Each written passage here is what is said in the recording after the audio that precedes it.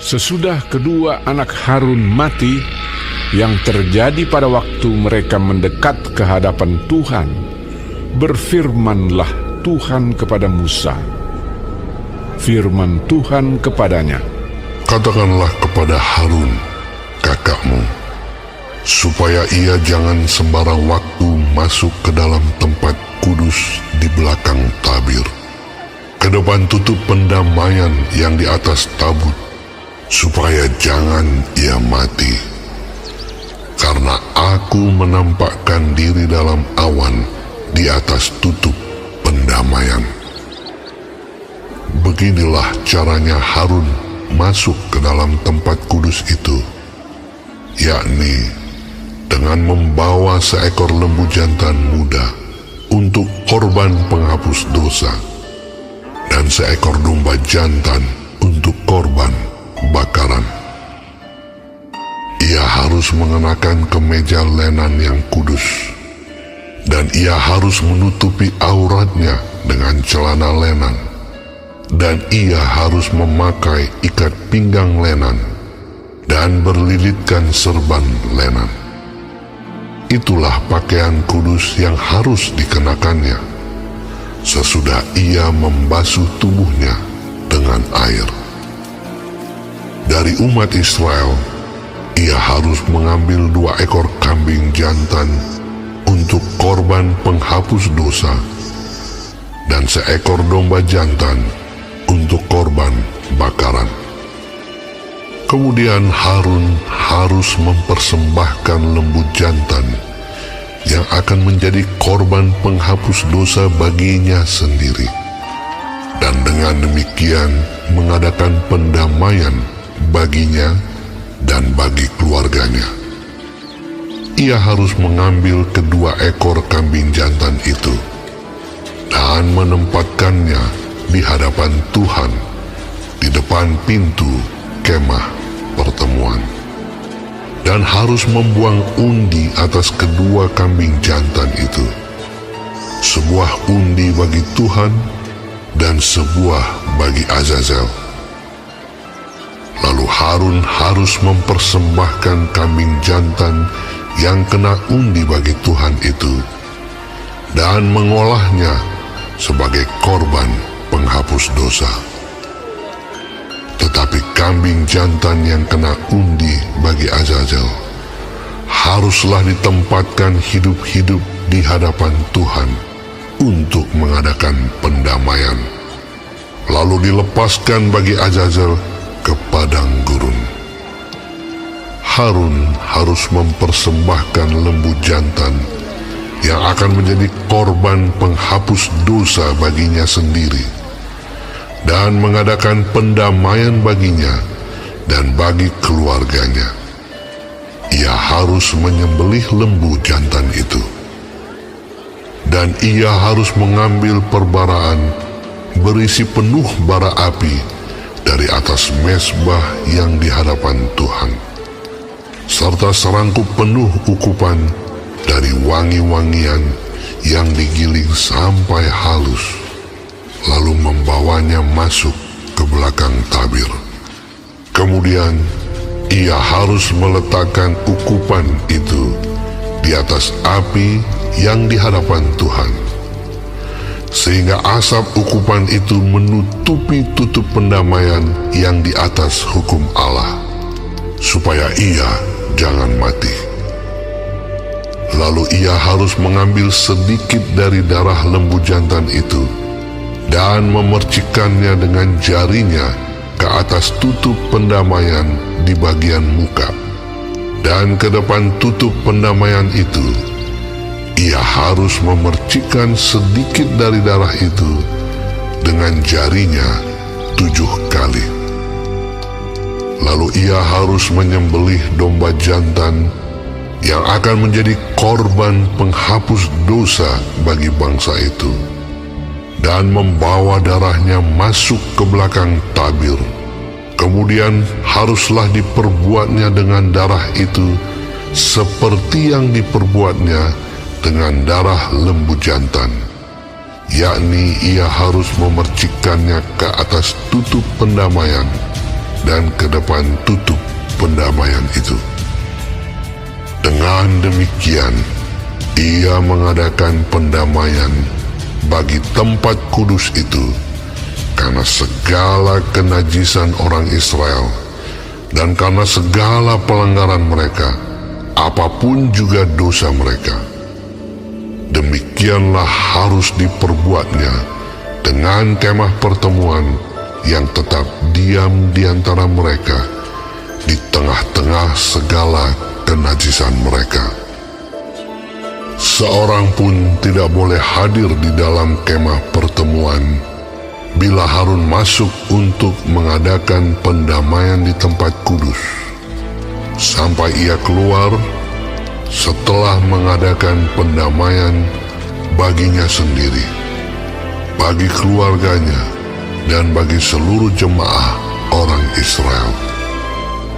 Kemudian haruslah ia pergi keluar ke mezbah yang ada di hadapan Tuhan dan mengadakan pendamaian bagi mezbah itu.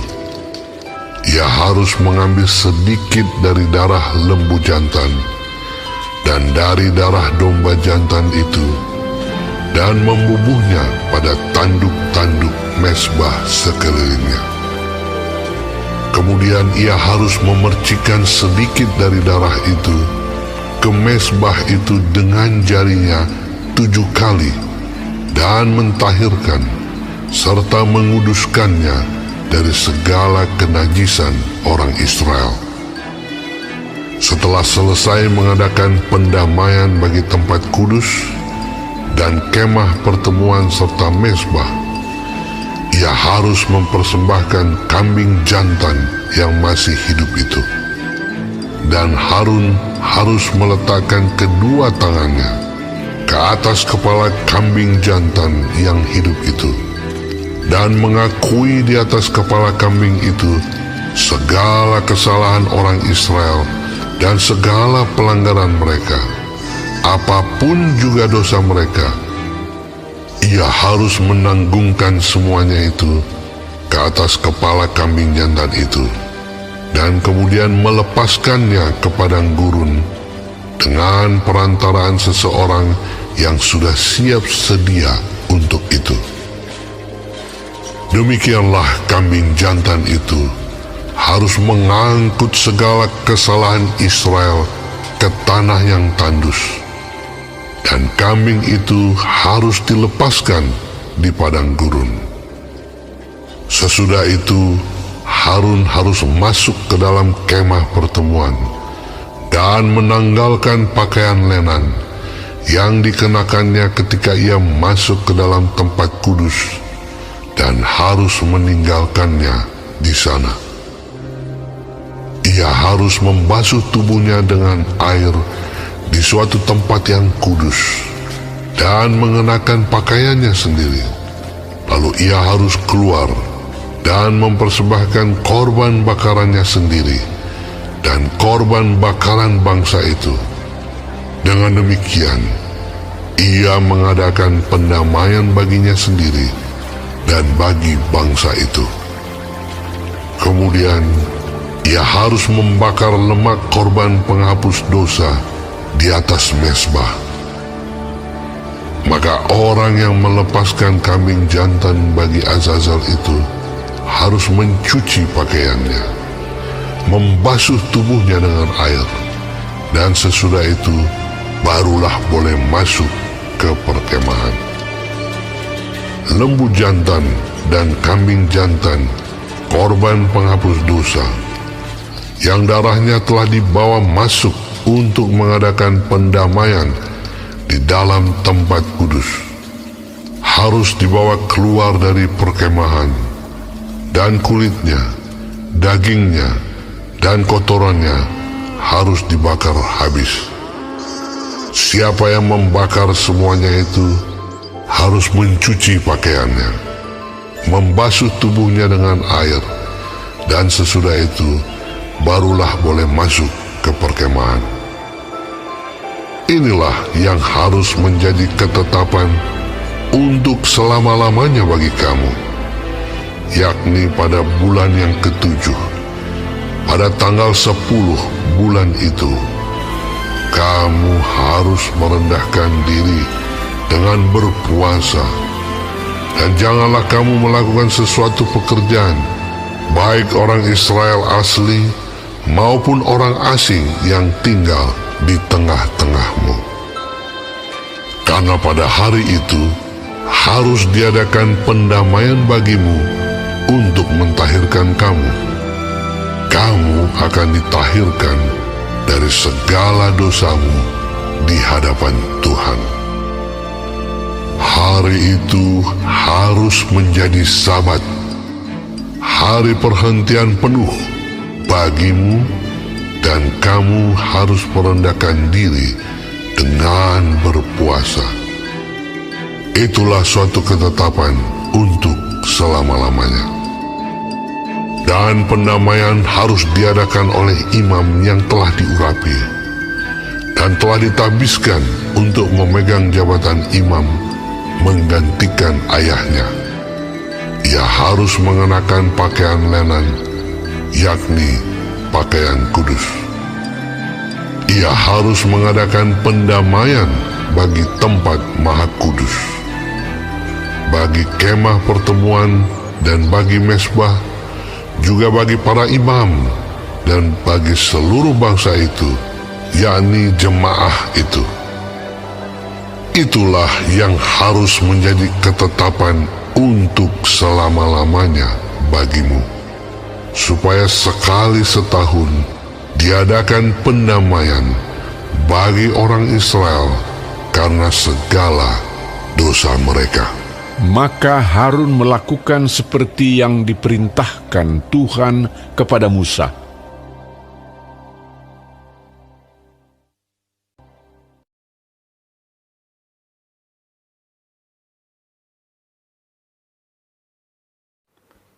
Shalom saudara-saudaraku yang kekasih dalam Tuhan Yesus Kristus. Puji Tuhan kalau kita masih hidup sampai hari ini dan dapat mempelajari firman Tuhan sebagai panduan dalam kehidupan. Hari ini dari kitab Imamat pasal 16, Tuhan Yesus memberkati. Mengenai Hari Raya Pendamaian. Hari ini adalah perayaan terbesar dalam setahun bagi bangsa Yahudi. Kata Ibrani untuk perdamaian berarti menutupi. Berbagai persembahan korban dalam perjanjian lama tidak dapat benar-benar menghapus dosa, hanya menutupi saja. Saat itu orang-orang Israel mengaku dosa-dosa mereka sebagai sebuah bangsa dan pribadi. Lalu imam besar masuk ke dalam ruangan Maha Kudus di bait suci untuk mengadakan pendamaian bagi bangsa itu. Mereka harus membuat persembahan korban dan mencurahkan darah supaya dosa-dosa bangsa itu ditutupi setiap tahun.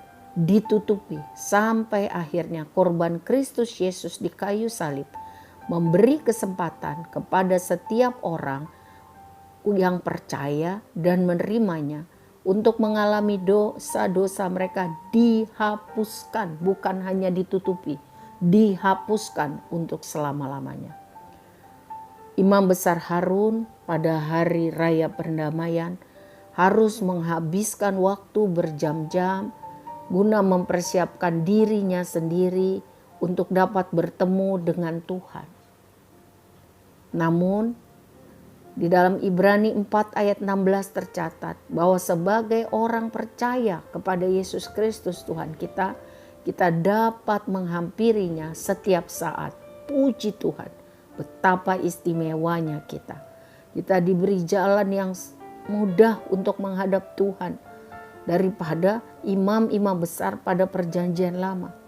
Tetapi jangan lupa, Allah kita adalah Allah yang kudus, sehingga jangan kesempatan baik anugerah istimewa itu membuat kita asal-asalan waktu menghampiri Tuhan. Sebab jalan menuju Tuhan sudah terbuka lebar karena pengorbanan Kristus Yesus di kayu salib. Sehingga kita dapat menghampiri Tuhan Ya, tetapi kita harus mempersiapkan hati kita hidup kudus di hadapannya, sehingga kita dapat bertemu Tuhan, menyembah Dia di dalam doa kita. Dalam hari raya pendamaian, terdapat peristiwa 2 ekor kambing jantan harus dikorbankan. 2 kambing jantan ini mewakili 2 cara Tuhan menghadapi dosa bangsa Israel. Yang pertama, Tuhan mengampuni dosa mereka melalui kambing yang pertama yang dikorbankan.